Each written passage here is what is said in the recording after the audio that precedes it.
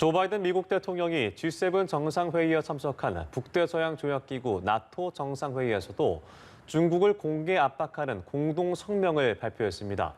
중국을 안보에 대한 도전이라고 규정하고 책임 있는 행동을 촉구했는데요.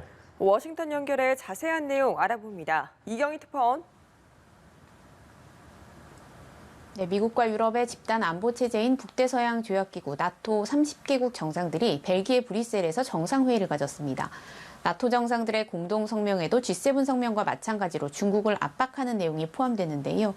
중국의 야심과 강력한 자기주장적 행동은 규칙에 기반을 둔 국제 질서와 동맹 안보에 구조적 도전을 야기한다면서 중국을 안보에 대한 위협으로 규정했습니다.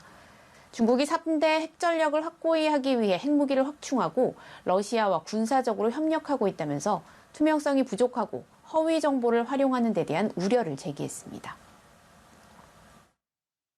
We are concerned by China's coercive policies, which stand in contrast to the fundamental values enshrined in the Washington Treaty. NATO leaders called on China to uphold its international commitments and to act responsibly in the international system, including in space, cyber, and maritime domains, in keeping with its role as a major power. 지난 2019년 정상회의 때 중국의 영향력 확대에 대해 기회이자 도전이라고 언급했던 것과 비교하면 입장이 한층 강경하고 단호해졌는데요.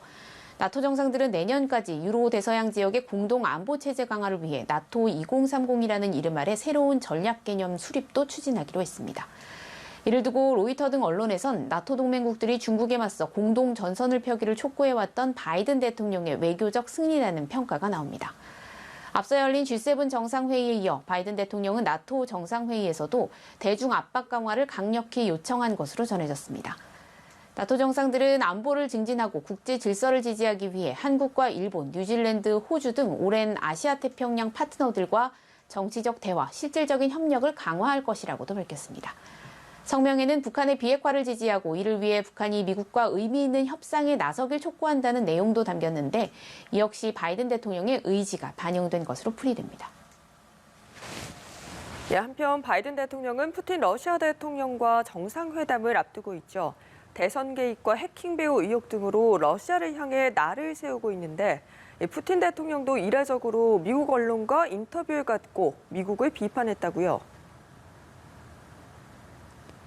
네, 바이든 대통령 유럽 순방의 마지막 일정은 오는 16일 스위스 제네바에서 열리는 블라디미르 푸틴 러시아 대통령과의 정상회담입니다.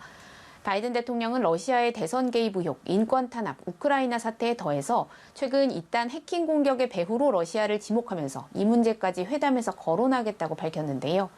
푸틴 대통령은 이 같은 주장에 대해 우스꽝스럽다고 말했습니다. 정상회담을 앞두고 이례적으로 미국 언론과 인터뷰를 가졌는데요.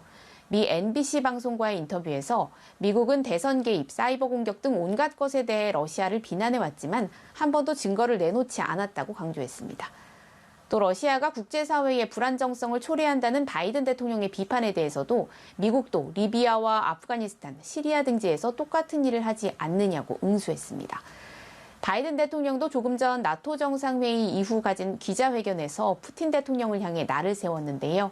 러시아가 사이버 안보 등의 이슈에 협력하지 않는다면 동일한 방식으로 대응하겠다고 경고했습니다. 또 푸틴 대통령의 정적인 알렉세이 나빌리가 사망하면 양국 관계를 해칠 것이라고도 덧붙였습니다. 지금까지 워싱턴에서 전해드렸습니다.